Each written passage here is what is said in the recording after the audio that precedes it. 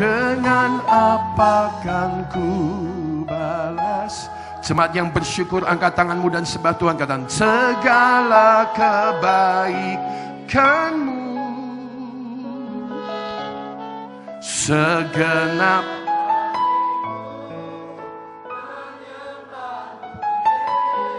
ya, ku bersyukur sekali lagi ya. Terus Tuhan ada di tengah kita. Dengan apa kan ku balas segala kebaikanmu? Mari bersyukur lebih lagi. Haleluya. Segenap hatiku menyembahmu Yesus, ku bersyukur padamu. Dengan apa kan ku balas segala kebaikanmu? Segenap hatiku menyembahmu Yesus, ku bersyukur padamu. Sekali lagi katakan, dengan apa? Dengan apa kan ku balas segala kebaikanmu? Segenap hatiku menyembahmu Yesus, ku bersyukur pada segenap hati. Segenap hatiku menyembahmu Yesus, ku bersyukur pada. Satu kali lagi, segenap hati. Segenap hatiku menyembahmu Yesus, ku bersyukur pada selamanya. Selamanya, selamanya, Jesus, selamanya,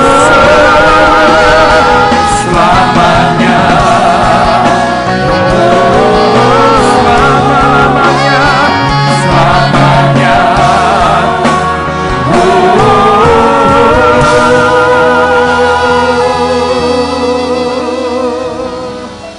Haleluya.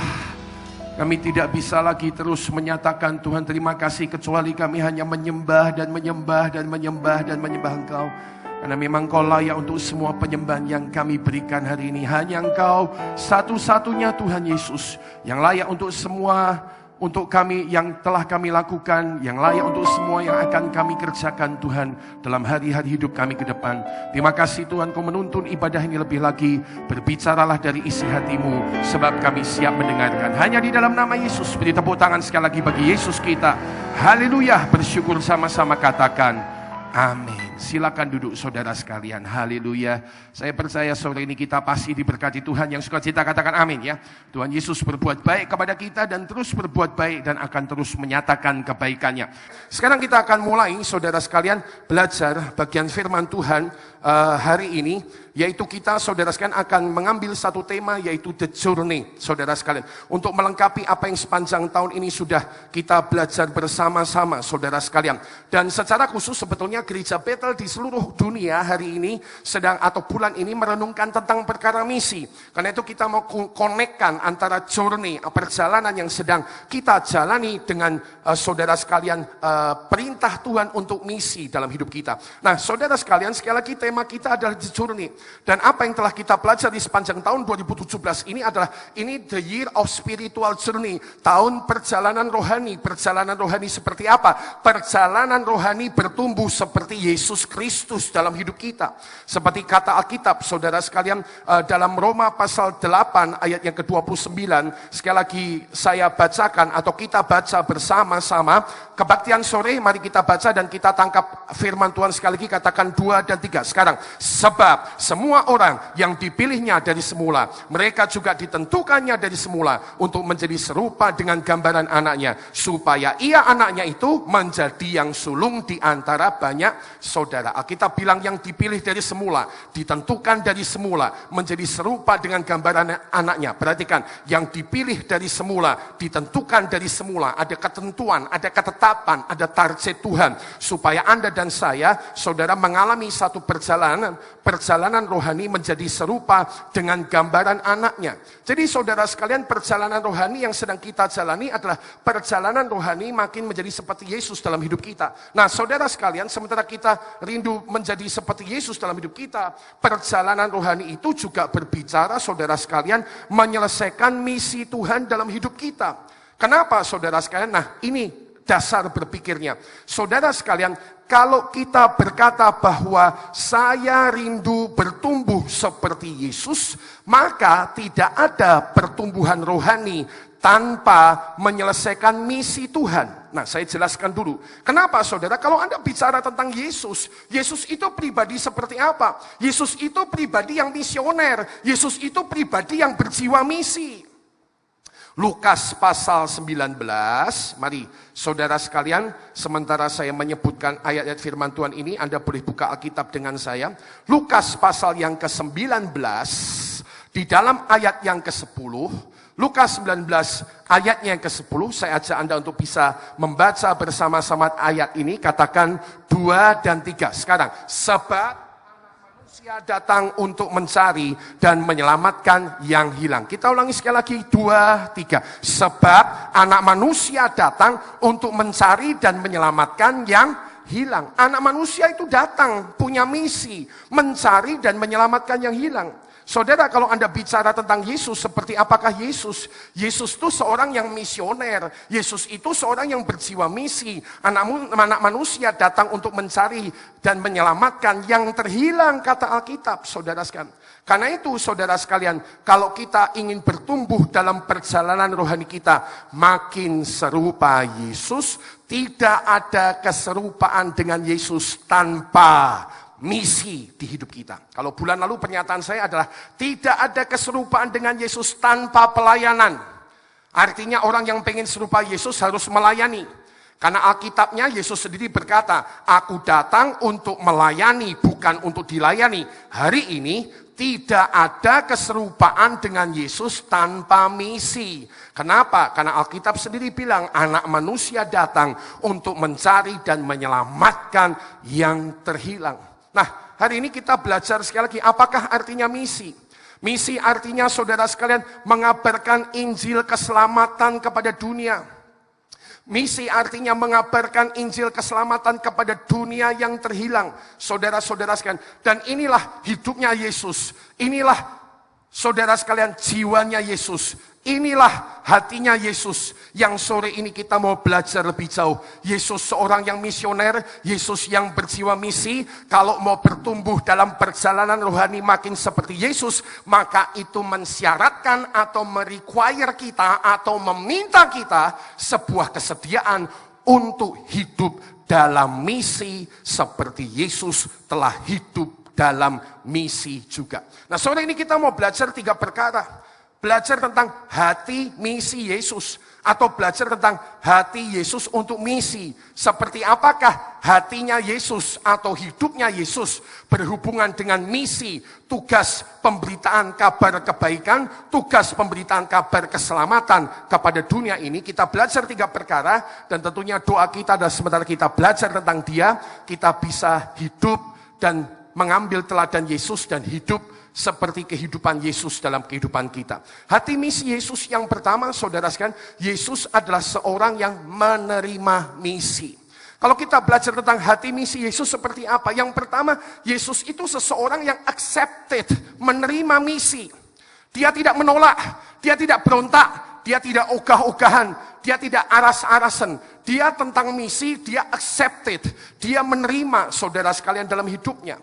Dari Ibrani pasal pertama ayat 1 sampai 2, Saudara sekalian, ayat Alkitab ini menunjukkan tentang satu hal yang namanya penetapan misi Yesus oleh Allah Bapa. Sekali lagi, Ibrani pasal 1 ayat 1 sampai 2 menunjukkan kepada kita bahwa Yesus ditetapkan untuk misi oleh Allah Bapa surgawi. Dari mana kita tahu? Inilah pembacaan Alkitab Ibrani pasal pertama, ayat pertama sampai ayat yang kedua dikatakan, setelah pada zaman dahulu Allah berulang kali dan dalam berbagai cara berbicara kepada nenek moyang kita dengan perantaraan nabi-nabi. Kita baca sekarang ayat kedua, katakan jemaat sore 2-3. Maka pada zaman akhir ini ia telah berbicara kepada kita dengan perantaraan anaknya. Alkitab ngomong jelas, sejak zaman dulu Allah berulang kali dalam berbagai cara bicara kepada nenek moyang kita, orang-orang yang lebih tua daripada kita dengan perantaraan nabi-nabi. Tapi sekarang pada zaman akhir ini, dia berbicara kepada kita dengan perantaraan anaknya. Disinilah kita melihat Yesus ditetapkan untuk misi pemberitaan kabar baik oleh Allah Bapa di surga, berbicara atas nama Allah kepada Anda, kepada saya, saudara sekalian. Dan bagaimanakah sikap Yesus terhadap penetapan misi dari Allah Bapa itu? Kalau kita belajar dari Alkitab, maka kita akan bisa melihat Yesus terhadap penetapan misi daripada Allah Bapa itu, sikapnya adalah menerima penugasannya. Sikapnya adalah acceptive, saudara sekalian. Menerima penugasan, menerima misinya. Dari mana kita tahu? Baca Lukas pasal yang keempat, ayat 18 sampai ayat yang ke-21. Saya doa supaya Anda bisa menangkap ini. Buka Alkitab Anda dalam Lukas pasal yang keempat, saudara sekalian, mulai ayat yang ke-17 supaya lebih jelas. Hari itu Yesus habis menyelesaikan, saudara sekalian, masa puasanya 40 hari. Roh Allah berkobar-kobar dalam hidupnya. Dia pergi ke Nazaret, tempat dia dibesarkan, masuk rumah ibadat. Nah, kalau di sinagoganya orang Yahudi, Anda masuk, saudara-saudara sekalian, siapa yang mau tugas, dia boleh hadir ke depan, nanti dikasih kitab ya untuk dibacakan. Lalu Yesus melakukan tugasnya atau pelayanannya hari itu. Dia buka Alkitab, ayat 17 berkata kepadanya diberikan kitab Nabi Yesaya, dan setelah dibukanya ia menemukan nas di mana ada tertulis, Roh Tuhan ada padaku, oleh sebab ia telah mengurapi aku untuk menyampaikan kabar baik kepada orang-orang miskin, dan ia telah mengutus aku untuk memberitakan pembebasan kepada orang-orang tawanan dan penglihatan bagi orang-orang buta, untuk membebaskan orang-orang yang tertindas, untuk memberitakan tahun rahmat Tuhan telah datang. Yesus, saudara sekalian, membacakan ayat dari kitab Yesaya yang sedang berbicara tentang dirinya dan tugas-tugas yang diberikan oleh Allah Bapa kepada dirinya. Nah, setelah dia selesai membaca itu, dalam ayat 20 dikatakan, kemudian Yesus menutup kitab itu, memberikannya kembali kepada pejabat, lalu duduk dan mata semua orang dalam rumah ibadat itu tertuju kepadanya. Lalu inilah kuncinya, ayat 21 Alkitab berkata, lalu Yesus mulai mengajar mereka, katanya, pada hari ini genaplah nas ini sewaktu kamu mendengarnya. Pada hari ini nas ini tergenapi, ayat ini tergenapi, ayat ini, saudara sekalian, mencapai kegenapannya pada waktu kamu mendengarnya. Nah, saudara sekalian, saya coba jelaskan pada Anda bahwa lewat pernyataan ini saya melihat bahwa Yesus terhadap misinya itu, dia betul-betul seorang yang sangat menerima, seorang yang sangat accepted, seorang yang tidak ogah-ogahan. Dia berkata, inilah tugasku, Roh Tuhan Allah ada padaku untuk memberitakan kabar baik, untuk membebaskan para tawanan. Dan ketika dia selesai membacakan itu, dia berkata, hari ini semua yang kamu dengar itu sudah tergenapi. Sikap apakah ini, saudara-saudara sekalian? Ini adalah sikap menerima penugasannya, menerima misinya. Nah, sore ini, saudara sekalian, sekali lagi perjalanan rohani kita, perjalanan kita, the journey yang kita jalankan, atau spiritual journey yang kita jalankan, itu seharusnya adalah sama seperti Yesus telah menerima dan menyelesaikan misinya. Perjalanan rohani kita adalah perjalanan menerima misi Tuhan dalam hidup kita. Yang ngerti katakan amin. Kenapa ini penting? Karena begini renungannya. Sampai sejauh ini ada 4 sikap orang terhadap penugasan misi. Sekali lagi, kalau dengar khotbah begini, saya belajar atau saya diingatkan Tuhan, seringkali ada 4 macam sikap orang terhadap penugasan misi dalam hidupnya. Yang pertama, sikap orang adalah, saya ditugaskan toh. Atau artinya sikap orang yang pertama adalah, dia tidak tahu harus bermisi. Dia ngertinya cuma datang ke gereja tiap minggu satu kali, saudara sekalian. Lalu dia cuma ngertinya hal-hal yang umum seperti itu saja. Sehingga dia tidak pernah melakukan tugas misi karena tidak tahu. Kenapa? Mungkin selama ini dia pergi ke sebuah gereja yang tidak membicarakan ini dengan jelas. Mungkin selama ini saudara sekalian dia tidak pernah mendengar penugasan ini secara jelas. Tapi hari ini kita tahu bahwa kita mestinya tahu bahwa kita ditugaskan untuk misi Tuhan. Yang setuju katakan amin. Yang kedua, sikap orang terhadap penugasan misi apa? Sikap orang terhadap penugasan misi yang kedua seringkali adalah lupa. Sudah pernah mendengar, sudah pernah diajar, tapi entah bagaimana lupa. Lupa mungkin karena kerjaannya terlalu sibuk. Lupa karena mungkin kerjaannya terlalu padat. Lupa karena mungkin jadwalnya terlalu BC, saudara sekalian. Sehingga dia nggak pernah punya kesempatan bahwa supposed to be seharusnya saya ada dalam tindakan misi. Lupa, oke? Yang ketiga ada orang yang sikapnya terhadap penugasan misi apa? Cuek, ini yang parah. Udah ngerti tentang misi, sudah tahu harus bermisi, ada kesempatan membuka mulutnya, mendoakan orang yang tidak kenal Tuhan sakit, di samping kasurnya di rumah sakit mungkin. Tapi dia cuek, dia tutup hatinya, dia tutup mulutnya, udahlah, itu urusan masing-masing. Nah yang lain sikap keempat orang terhadap penugasan misi, seringkali terhadap penugasan misi, ada orang punya sikap keempat, yaitu sikapnya takut. Kenapa takut? Pak Gideon, Indonesia ini kan darurat radikalisme. Udahlah Pak, gak usah ngutak-ngutik agama orang lain. Pak Gideon gak pernah dengar ya? Agamamu, agamaku. Udah. Gak usah misa-misi Pak, wis to meneng wae. Sing penting nasional, Agustusan kumpul. Lalu kita tidak jadi orang yang berani buka mulut kita tentang kabar baik di dalam Yesus Kristus. Saudara sekalian, ini harus kita tentu beresi. Saya percaya ketaatan kita selalu mendatangkan berkat daripada Tuhan. Yang nangkep katakan amin. Yang kita incar bukan berkat, tapi yang kita incar hati Tuhan yang disenangkan. Dan Tuhan itu disenangkan setiap kali kita taat, dan salah satu ketaatan yang sore ini diingatkan adalah terima tugas misi. Terima tugas misi dalam hidup kita.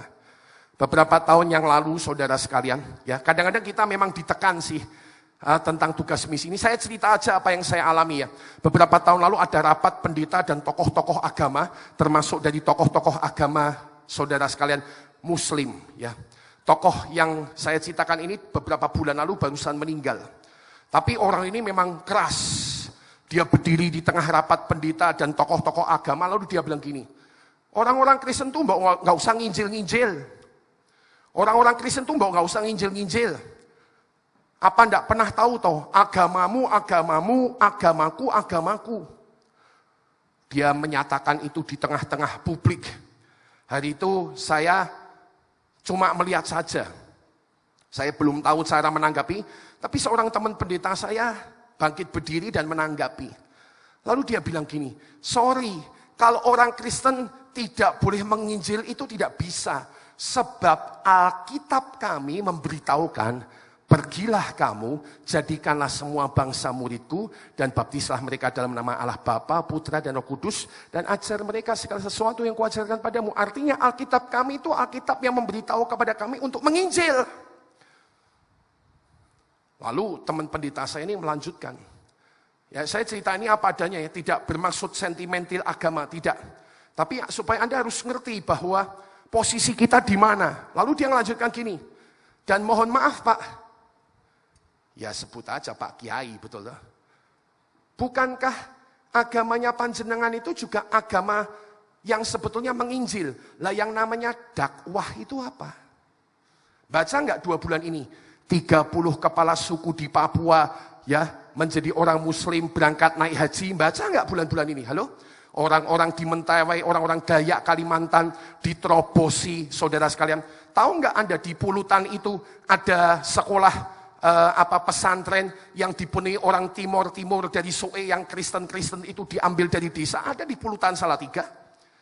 Jadi teman pendeta saya ini ngomong berani. Kenapa Anda melarang kita menginjil sementara Anda adalah juga agama yang menginjil? Maksud kita adalah ya fair-fair saja toh. Kita menginjil, kamu berdakwah. Wah itu cukup kendel memang teman saya. Walau Pak Kiai itu memang agak marah kayaknya. Dan dia mengancam. Tapi saudara sekalian, jangan takut saudara sekalian. Maksud saya kita harus ngerti posisi kita. Adalah Tuhan yang memberikan kepada kita tugas untuk mengabarkan Injil. Yang menangkap, katakan amin. Coba lihat Yohanes 20 ayat 21. Kepada murid-muridnya hari itu, setelah Yesus bangkit dari kematian. Yohanes pasal 20 ayat 21, inilah kata Yesus. Maka kata Yesus sekali lagi kepada murid-muridnya, damai sejahtera bagi kamu. Baca yuk bersama, katakan 2-3. Sama seperti Bapa mengutus aku, demikian juga sekarang aku mengutus kamu. Katakan dari kata sama. 2-3. Sama seperti Bapa mengutus aku, demikian juga sekarang Yesus mengutus. Jelas banget. Jadi kalau Anda orang Kristen hidup tidak berdasarkan firman, Anda mau hidup berdasarkan apa? Berdasarkan karepmu dewe, berdasarkan kemauanmu. Anda berpikir datang ke gereja 1 minggu sekali, that is enough, dan itu sudah cukup, saudara sekalian, Anda salah kaprah dengan kekristenan Anda. Kekristenan Anda harus disetting ulang sesuai firman. Pakai patokan firman, jangan pakai patokan karep kita dewi. Sampai kita memutuskan melangkah dalam langkah misi, barulah kita menjadi bertumbuh serupa dengan Yesus. Karena itu yang pertama, jadilah orang-orang percaya yang menerima misi Tuhan dalam hidup kita. Yang mengerti katakan amin. Yang kedua, Yesus itu hati misinya seperti apa? Atau hati Yesus untuk misi itu seperti apa? Yesus itu seorang yang terhadap misi kemudian melaksanakannya. Setelah accepted tidak cuek. Setelah menerima tidak lupa. Setelah menerima tidak takut. Yesus melaksanakannya. Alkitab berkata bahwa Yesus keliling kota, keliling desa dalam rangka melaksanakan misinya dia. Matius pasal 9 ayat 35 menceritakannya kepada kita. Matius 9 saudara sekalian, ayat yang ke-35, Alkitab berkata demikian. Demikianlah Yesus berkeliling ke semua kota, berkeliling ke desa-desa. Yesus mengajar dalam rumah ibadat dan memberitakan Injil kerajaan surga serta melenyapkan segala penyakit dan kelemahan. Perhatikanlah, Yesus seorang yang setelah accepted tidak melupakannya. Yesus seseorang yang setelah menerima misi tidak mengacuhkannya. Ya, Yesus adalah seorang yang kemudian melaksanakannya. Yesus, Alkitab berkata, pergi ke semua kota, pergi ke semua desa, mengajar dalam rumah ibadat, memberitakan Injil kerajaan surga, melenyapkan segala penyakit dan kelemahan. Saudara sekalian, ketika Anda mau bertumbuh serupa dengan Yesus dalam perjalanan rohani Anda, keserupaan dengan Yesus yang kedua, mendorong kita untuk melaksanakan misi kita. Nah, saudara, di sini ada sesuatu yang saya sebut hikmat misi, belajar dari Yesus. Kalau Yesus saja itu keliling kota dan desa dalam rangka bermisi, saudara sekalian, maka hikmat misi, atau maksud saya, kalau kita mau menjalankan misi, hal pertama, hikmat yang perlu kita ngerti adalah misi itu akan selalu mendorong kita menjadi orang yang keluar dari zona kenyamanan kita. Zona kenyamanan itu contohnya apa Pak Gideon? Zona kenyamanan itu contohnya yang tadi. Dahlah Pak Gideon, agamamu, agamaku. Anda punya pembantu 10 tahun, Anda nggak pernah cerita tentang Yesus. Buka mulut tentang Yesus pun tidak, Anda terlalu nyaman di sana. Misi mendorong kita untuk keluar dari zona nyaman. Seperti Kisah Rasul 1 ayat 8, tetapi Roh Kudus akan turun atas kamu dan kamu akan menerima kuasa dan kamu akan jadi saksiku di Yerusalem, di Yudea, Samaria, sampai ke ujung bumi. Ada sebuah proses Yerusalem, Yudea, Samaria, ujung bumi. Ada sebuah proses keluar. Ada proses saudara sekalian didorong keluar oleh Tuhan. Kalau Roh Kudus ada. Karena itu saya percaya hikmat misi yang pertama atau ketika kita melaksanakan misi, satu pengertian yang dapat kita pegang adalah orang-orang yang saudara sekalian hidup serupa dengan Yesus. Roh Kudus ada dalam hidupnya, dalam misinya dia selalu terdorong keluar. Itu loh teman-teman badmintonmu, tiap Selasa, tiap Jumat badminton, ada nggak buka mulut tentang Yesus? Sedikit saja sekalipun. Ini bukan tentang agamanya. Kasih tahu tentang Yesusnya. Saya pemikiran tentang agama udah saya belajar lewati. Saya sedang berjumpa dengan orang-orang yang Anda tahu memang ada kegerakannya. Intinya ini sesuatu yang memang terjadilah. Mereka berdakwah ya di Papua itu ribut terus 2 bulan ini konco-koncoku Papua ribut terus sampai mereka mengadakan Papua meeting. Kenapa ini? Papua bisa diterobos sama orang-orang non-Kristen. Masuk di desa-desa, berani mereka bawa, saudara sekalian bawa segala macam ke pedalaman. Ada perahu khusus di Papua namanya perahu dakwah. Ini saya cerita gini tidak mempertentangkan ya. Anda mikir, mereka itu aja rajin kok. Kenapa kita nggak rajin? Saudara sekalian, dan kerajinan kita mungkin tidak harus kita pergi ke Papua, pergi ke tempat-tempat jauh. No, itu loh teman-teman badmintonmu itu loh. Kita tidak berbicara tentang agama. Ada nggak teman sepedamu itu ya kalau hari-hari bersepeda dengan engkau, ada nggak kesempatan Anda itu ngabarkan tentang Yesus? Sengaja. Memang saudara sekalian misi ini ya, begini. Menurut penelitian dari 10% dari sebuah gereja, orang dengan karunia penginjilan murni, menurut penelitian, itu memang cuma 10%. Ya, jadi kalau 1000 orang, itu 100 orang biasanya karunia penginjilannya kuat, suka misi, 100 orang. Jadi kalau 2000 orang kira-kira 200. Tapi saudara sekalian tentang misi, itu semua orang harus bermisi. Saya tahu dan saya belajar dari beberapa rekan hamba Tuhan, yang sengaja mengatur dirinya supaya bisa punya kesempatan keluar. Pak Roni Daud Simeon punya mobil, saudara di Jakarta, dia punya mobil, saudara sekalian, tapi tiap kali dia mau pelayanan, beberapa kali, sering kali ini yang dia lakukan. Saya sengaja tidak pakai mobil saya ke bandara, kata dia. Saya sengaja nyewa Grab atau nyewa Gokar. Bayar 100 sekian ribu berangkat ke bandara. Kenapa? Karena saya punya 30 menit sampai 45 menit untuk cerita tentang Tuhan Yesus Kristus kepada driver-driver Gojek, ya Gokar maksud saya atau Grab. Ini sebuah upaya yang dia kerjakan mendorong dirinya keluar dari zona nyaman. Coba cari praktek-praktek sederhana. Coba cari praktek-praktek yang tidak usah terlalu susah. Orang-orang dekat kita selalu, saudara, kalau kita tidak mengingat perkara ini dan melaksanakan perkara ini, nanti kita jadi orang Kristen cuek. Anda dengar firman Tuhan ini udah banyak. Masalahnya melakukannya seberapa? Saudara sekalian, jadi hikmat misi itu mendorong kita keluar. Lalu yang kedua, ketika Yesus melaksanakan misi, kita bisa belajar satu prinsip misi dari Tuhan Yesus. Ketika Yesus melaksanakan misi, ada prinsip misi yang dia kerjakan. Kalau boleh diterjemahkan dengan kalimat, win the lost at any cost. Win the lost at any cost. Menangkan yang terhilang, berapapun harganya. Menangkan yang terhilang, berapapun harganya. Saudara sekalian, untuk melaksanakan misinya, Yesus bayar harganya. Filipi 2 ayat 6-8. Minimal ada 2 harga besar yang Yesus bayar. Yang pertama, kehilangan kesetaraannya dengan Allah. Filipi 2 ayat 6 berkata, yang dalam keserupaannya dengan Allah tidak menganggap hal itu sebagai milik yang harus dipertahankan, melainkan mengosongkan dirinya dan menjadi sama seperti manusia. Kos dibayar sama Yesus yang pertama, atau harga yang dibayar oleh Yesus pertama adalah kehilangan kesetaraannya dengan Allah. Lalu ayat yang ke-8 berkata, dalam rupa seorang hamba itu dia taat kepada Allah dan dia taat sampai mati di kayu salib. Kos kedua dari Yesus yang dia bayar adalah taat sampai mati di kayu salib. Yesus bayar harga. Win the lost at any cost. Matius 8 ayat 32 cerita tentang orang kerasukan setan di Gadara. Yang rasuki setan kumpulan besar, ribuan, namanya legion, saudara sekalian. Ketika Yesus datang, setan itu teriak-teriak, mau apa kamu dengan kami anak Allah? Waktumu belum tiba. Yesus gak banyak omong, setan tahu dia harus pergi. Izinkan kami pergi ke babi-babi itu, ada 2000 ekor babi. Yesus bilang pergi.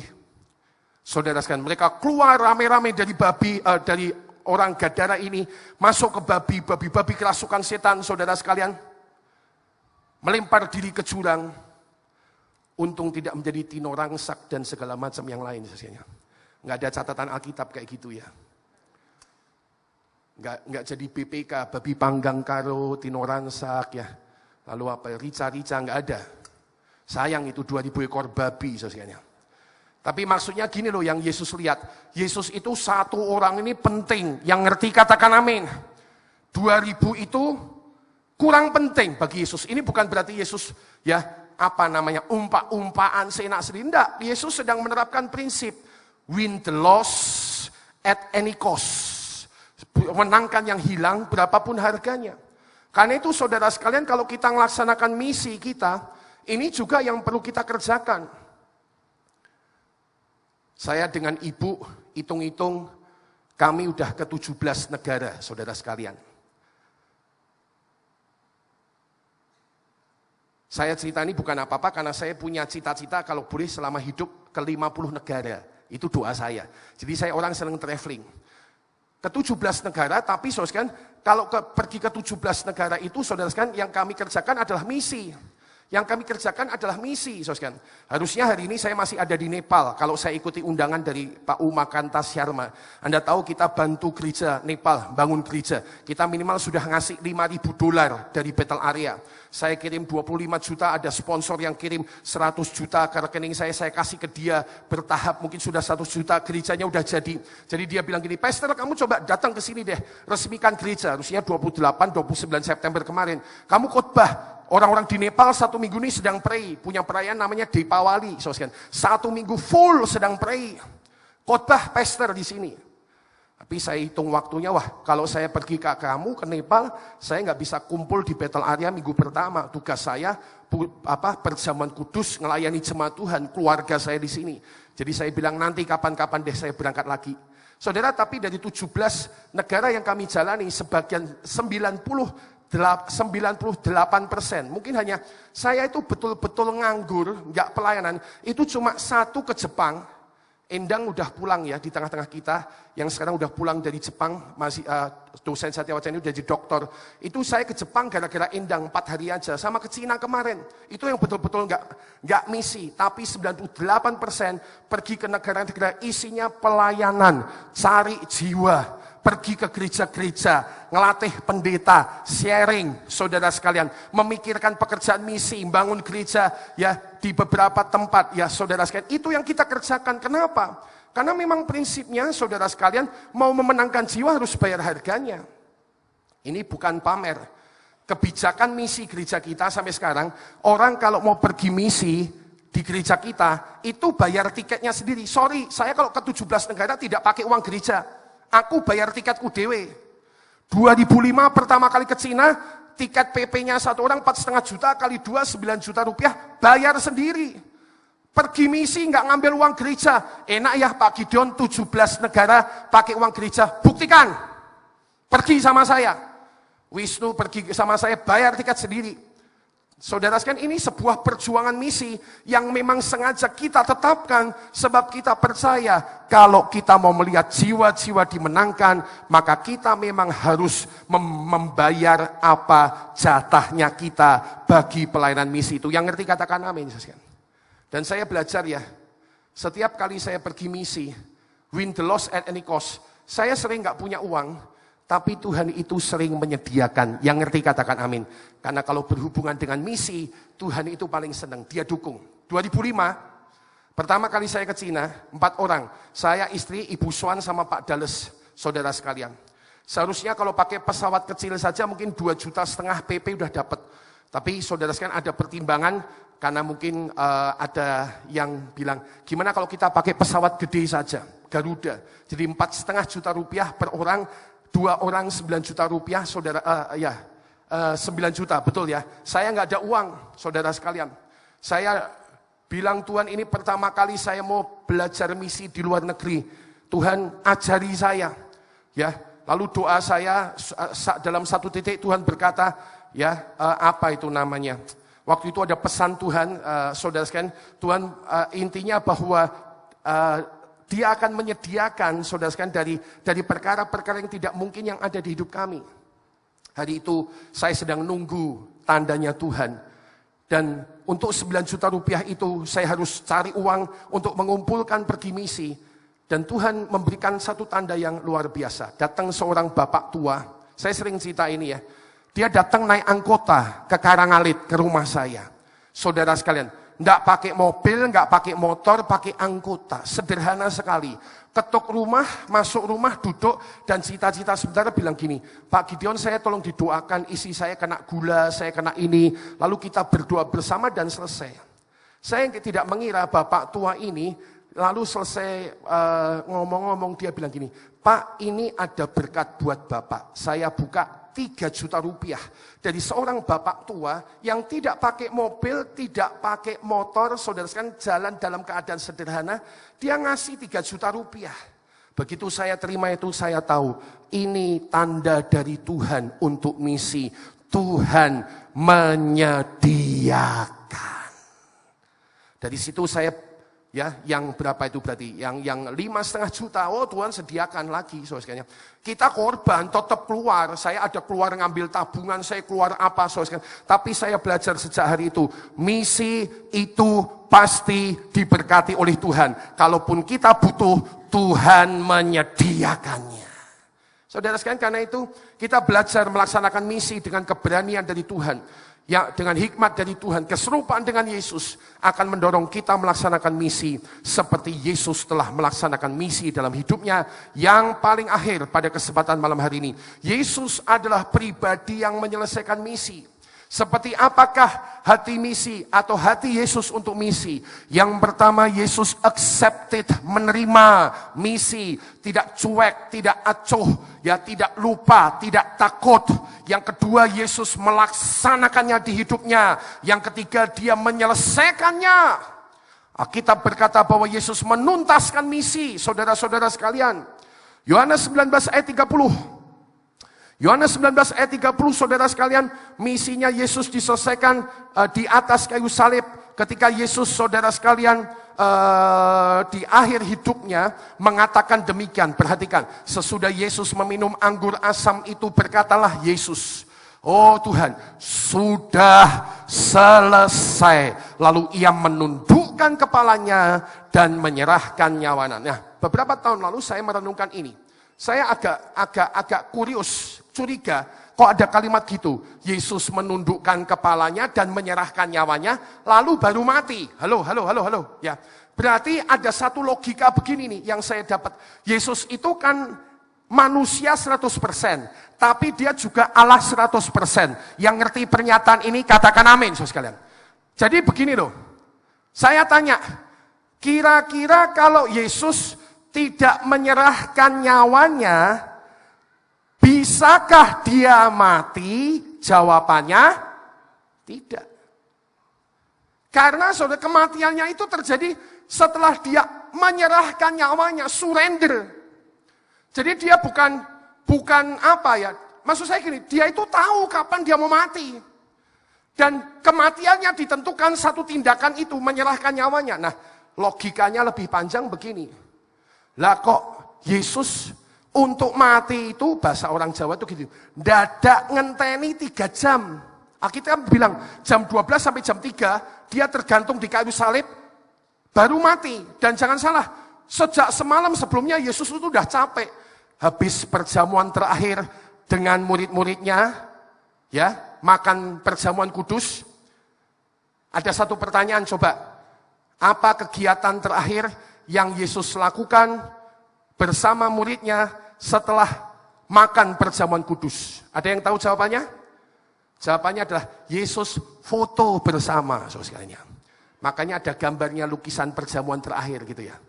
Mungkin kalau sudah ada tongsis, Yesus selfie. Itu guyonannya pendeta. Apa kegiatan terakhir yang Yesus lakukan? Foto bersama.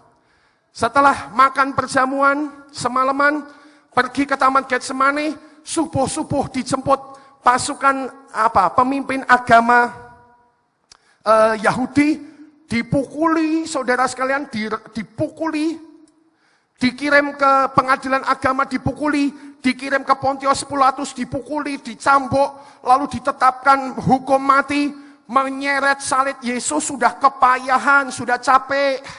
Udah capek luar biasa, dipaku, waduh, kakinya, tangannya sakit. Lah logika saya begini loh, kalau Yesus itu bisa, bahasanya gini, menentukan waktu kematiannya dengan cara menyerahkan nyawanya. Bahasa Jawanya gini, mbok yao, jani Yesus itu, aduh, wis aku tak matilah, tahu-tahu Yesus menyerahkan nyawanya, bablas sekalian. Logika saya begitu terus terang. Kenapa Yesus, bahasanya orang Jawa tadi, harus nunggu dari jam 12 sampai jam 3. Sakit dulu. Dan itu kan Anda tahu ya. Ini nanti kalau ngadep ini nih, jangan main-main. Alkitab bilang kalau orang ngadep ini nggak siap. 1 Korintus 11 berkata banyak orang yang, ini Alkitab loh ya, saya tidak menakuti. Sakit dan bahkan meninggal dunia. Jangan main-main ngambil ini. Jangan kakak kekek, guyu-guyu, seenaknya. Ini harga yang mahal Yesus kerjakan buat kita. Yang ngerti katakan amin. Penelitian kedokteran mencatat bahwa ketika Yesus ada di kayu salib, Yesus mengalami gejala seperti orang tenggelam, nafasnya susah. Karena logikanya begini, tangannya terpaku di kayu salib, badannya melorot ke bawah. Ketika badannya melorot ke bawah, cairan di perutnya naik ke atas, memenuhi paru-parunya. Sehingga nafasnya seperti orang kalau sedang tenggelam.